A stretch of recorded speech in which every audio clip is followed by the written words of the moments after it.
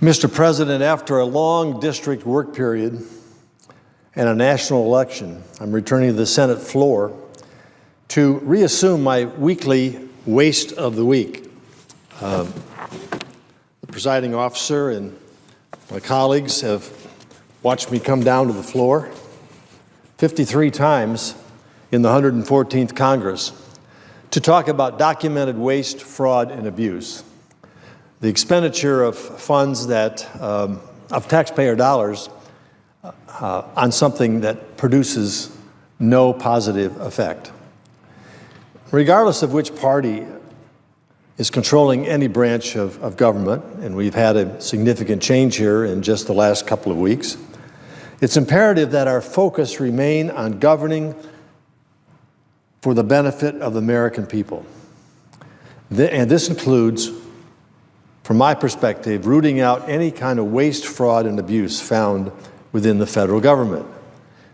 The taxpayer should demand an effective, efficient government that spends money on their money on the behalf of the future of this country and on behalf of their future, our constituents' future. And when they read about waste, fraud, and abuse, it is perfectly natural that they would call on us to address the problem and not spend a dime more than is necessary to run the federal government and to pull us out of this ever-spiraling deficit spending and deep entrance into debt which may not be able to be repaid. And so that's why today I'm taking a look at yet another waste of the week.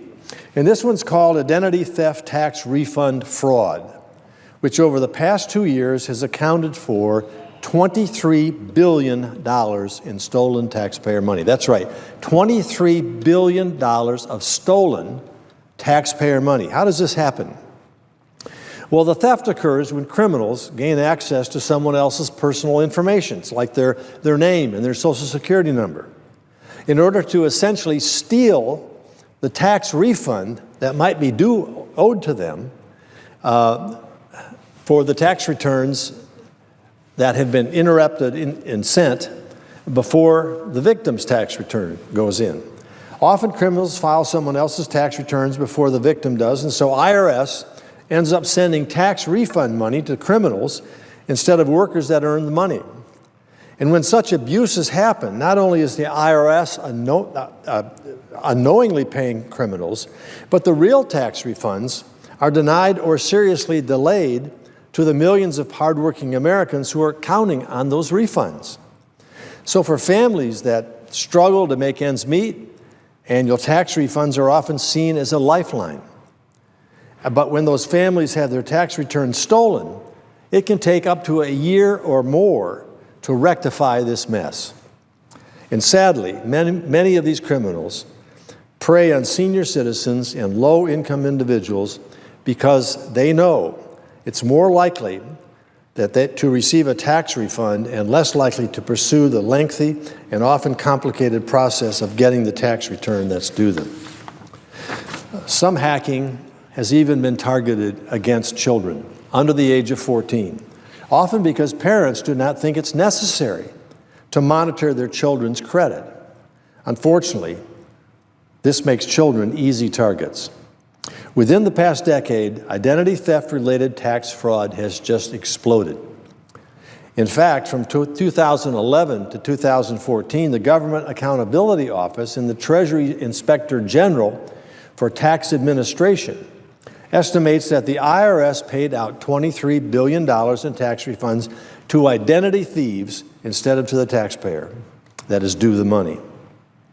Let that sink in. $23 billion paid out by the federal government to criminals in just a 4-year period of time. And that's just the fraud that the IRS has discovered. We don't know the number of returns that have not been identified and discovered over that period of time. And of course, this is year 2016, and this is an ever-increasing amount of money and fraud that is occurring. The continued success of those who are able to hack in and get Social Security numbers and names of the individuals and use that to steal their tax refunds is drawing ever more criminal activity in this regard. These criminals are getting more sophisticated, making it much harder for the IRS to track down and next to impossible for the government to recover those funds. Now, there's no silver bullet for addressing identity tax fraud. The IRS has detected and prevented numerous attempts of ID theft, related tax fraud. However, there is more that can and should be done. First, the IRS data security system needs to be updated to comply with federal government's own security standards. According to the tax information people, the TIGTA that I mentioned before, 3 different federal agencies have data security requirements for the federal government, and the IRS data system doesn't fully comply with either one of them. This can be fixed. It should be fixed. It can be fixed immediately. Coordinating between agencies is something I've been talking about over and over and over. The left hand doesn't know what the right hand is doing. Social Security disability doesn't understand what Social Security retirement payments and the unemployment insurance disability is paid for. So there's all kinds of lack of communication between agencies here within the federal government. The Government Accountability Office, GAO, testified at a Senate Finance Committee hearing in April that there are nearly 100 recommendations that the GAO, Government Accountability Office, has made to the IRS to improve their data security. So a government agency charged with looking at how efficiency or inefficiency an agency is has the opportunity to make recommendations to that agency, and hopefully they'll be complied with. But because of our lack of oversight here in the United States Congress, we are not following up with enough pressure on those agencies to actually employ those recommendations. And as a consequence, we stand down here on the floor and talk about this waste as it goes on and on and on, and yet we don't go after the agencies to try to get those recommendations in place. We have learned from GAO that these nearly 100 recommendations, only half have been implemented. And even more disturbing, over half of those left are unimplemented recommendations over a year old. Now, we can imagine how the American people would react if a private company had so many persistent holes in its data system where it wrongfully paid criminals $23 billion of their money. Another obvious way to prevent fraud suggested by government watchdogs is for the IRS to first receive employment W-2 forms before issuing refunds. Here's what happens. Employers issue W-2s. That's how much you earned, what the tax reductions and other payments were worth, and we attach those to our tax returns. The problem is that the returns that go to the government and the returns that come in from the taxpayer are not coordinated, and so there's a gap that potentially exists. The 2017 tax filing season will be the first year of an accelerated system implemented to address this particular issue, because the legislation that was passed in 2015, which I supported, has accelerated the issuance of W-2s to the IRS so the IRS can verify the validity of the return.